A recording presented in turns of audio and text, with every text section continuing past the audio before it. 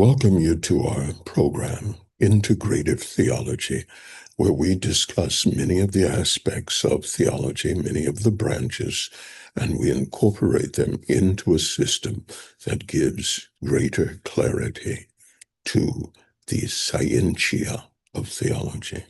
I am your host, Bishop Dr. Derek A. Reeves. Let's dive right into our lecture today. Today, we're going to deal with the second supplemental lecture to Minciological Construct of Man, Lecture 18. Let's dive right in. Today, we're going to talk about the loss of divine script. It's very important that we come to understand what we mean by divine script. When God created all minds, whether we deal with the pneumatic minds or angelic minds, we can see that God, first of all, placed within them a nature. According to the Old Testament, that nature then, when he created the very angels from the breath of God, their nature then would be Ruachian. Ruachian means that they are breath-formed beings, living breaths, or living, breathing spiritual realities that have a certain type of pneumatic sentience. They don't have senses that operate through physical bodies because they are immaterial spirits.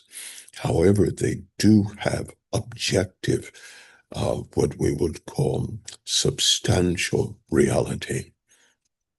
The objective substantial reality gives them some type of physiological, or I should say pneumatological existence, where they truly exist in the spiritual realm.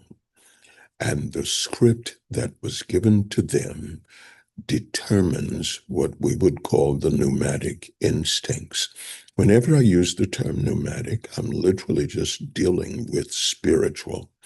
And I use it because pneumatic has a unique meaning in the Koine Greek. If we say Ruachian from the Hebrew, it also has a unique meaning. And so it's more than just breath. And so the script then, it sets forth in the mind all of the instincts that are interconnected with the objective reality of either spiritual beings called pneumatics or angels, or human beings. And so when we speak then of the loss of divine script, we're going to talk about mankind first of all.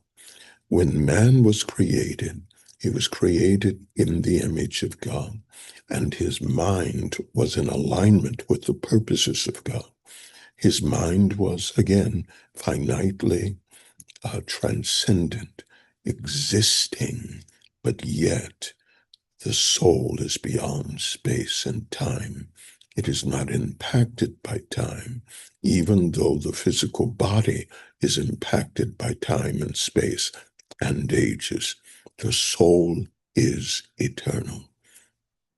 The loss of the divine script then means something transferred or transformed the mind into something other than what it was. The mind at one time was a unified whole.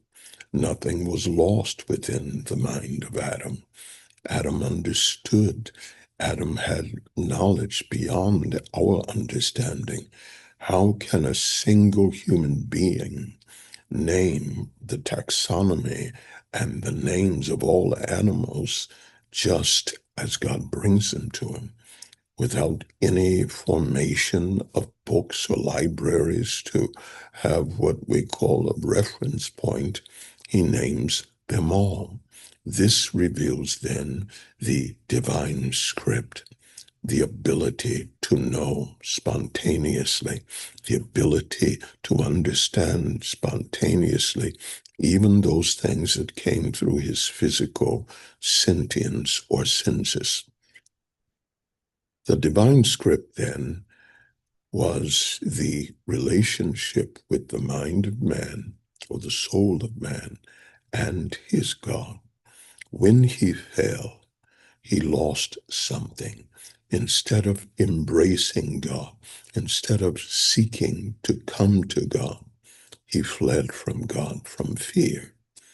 The divine script of love and unification and relationship was gone. He became the antithesis of all that he was, operating in the divine closeness and covenant of his innocence. He lost it when he fell, and everything spiraled into an entropic state that impacted his mind. The mind could no longer see God as he was. He became afraid of God. He ran from shame and guilt when previously the mind or the script was in a state where all he had to do is become actualized, actually the embodiment of the image and the likeness of God. However, when he bit from the fruit, defying the commandment of God, he lost that divine spark that illuminated his mind. And because of that, because of the moving away out of covenant, the covenant was lost, and the divine image and the divine script was interrupted.